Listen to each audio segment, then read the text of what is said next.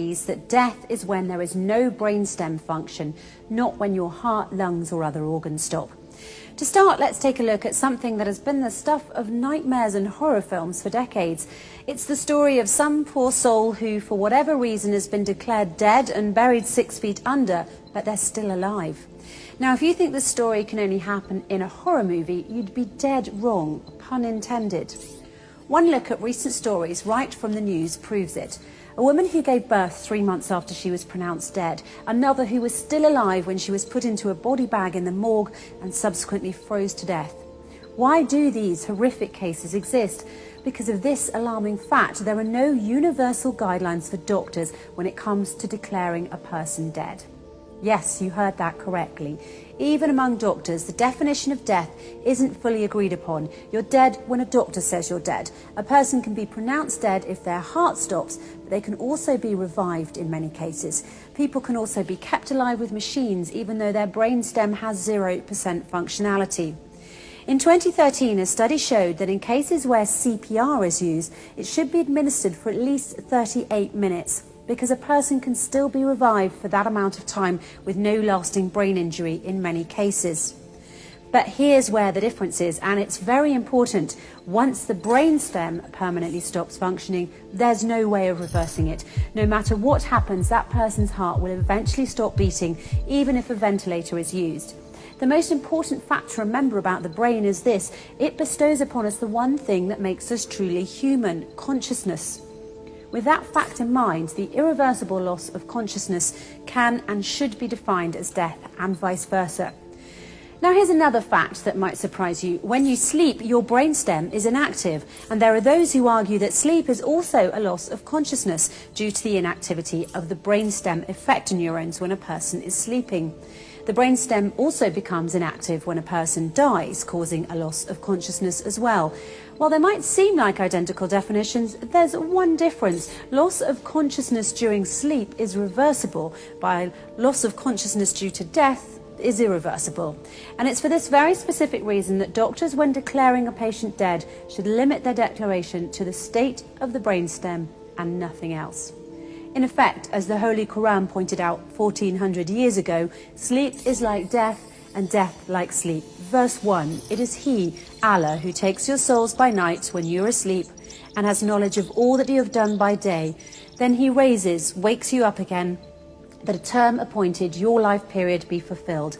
Then in the end unto Him will be your return. Then He will inform you what you used to do. Verse 2, Allah, God, takes the souls at the time of their death and that which has not died in its sleep. He withholds that against which He has decreed death, but loses the other till a stated term. Surely in that are signs for a people who think deeply. Think about that for a moment. 1400 years ago, the Holy Quran already had a specific, unquestionable definition for death, namely when the brainstem no longer functions. It has nothing to do with heart function, whether the person can breathe, or any other bodily functions or organs. What this means is that around the world, millions of people have been declared dead when in fact they were not. That is why, in the interests of human rights, Muslims believe that doctors should only consider a patient dead if their brainstem has completely stopped working. Until that point, any and all measures should be taken to keep them alive and not pronounce them dead simply because their heart, breathing or other functions have stopped. The first and foremost Quranic verses say that all humans have the basic right to live and that human life should be respected. Yes, when we sleep, the brainstem effector neurons stop functioning for a short time, but then we wake up.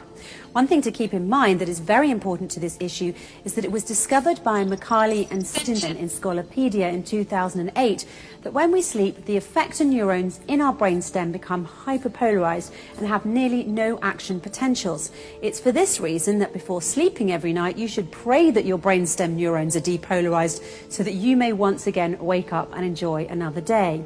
Why not make sure that everyone around the world has the chance to wake up by following the Holy Quran and only declaring someone dead if their brainstem has permanently stopped, nothing else? By the way, until the 1950s, death was considered to be the point when any one of the vital functions, heartbeat or respiration, ceased. This is what, according to Dr. James Burnett, a neurologist at Dartmouth College's Giesel School of Medicine in New Hampshire, stated in his speech in Live Science on June the 19th, 2014. It wasn't until 1959 that the two French neurologists, Maurice Guyon and Pierre Molleret, changed the definition of death by defining it based on neurological criteria instead of cardiopulmonary criteria. They really saved us from being buried alive by stating a specific, unquestionable definition for death. The irreversible loss of consciousness can and should be defined as death. But this took place in only 1959. The Holy Quran, however, stated its specific, unquestionable definition for death. The irreversible loss of consciousness can and should be defined as death 1400 years ago. In order to truly respect human life, we need to agree on a universal definition of death. And just as the Quran has shown us, that definition should be based on the brainstem of the person in question permanently stopping. Nothing more, nothing less.